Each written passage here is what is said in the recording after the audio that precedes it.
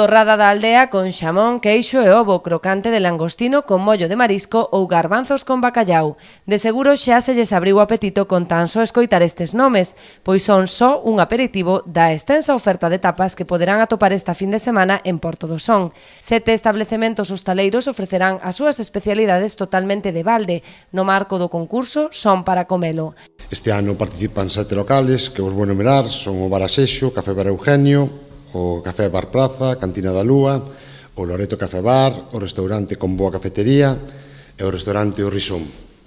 Como estes últimos anos as tapas van ser de balde, destacar, pois o esforzo que fan estes locales que participan, pois as tapas son de calidad e creo que fan un esforzo para que sean gratuitas para todo o mundo. Ademais de degustar estes saborosos petiscos, os clientes entrarán no sorteo de 3 vales para gastar nos locais. Para participar, tan só é preciso conseguir o selo de 6 tapas distintas.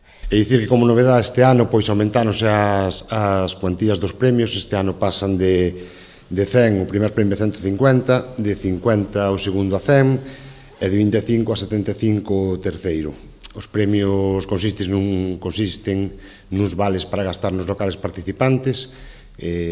Ao acabar o concurso, sortearánse os 3 premios e, como dixen antes, serán vales para gastar nos locales participantes. Na papeleta do sorteo, os clientes poderán tamén valorar do 1 ao 5 as tapas consumidas, coa fin de elixir a mellor de todas as participantes.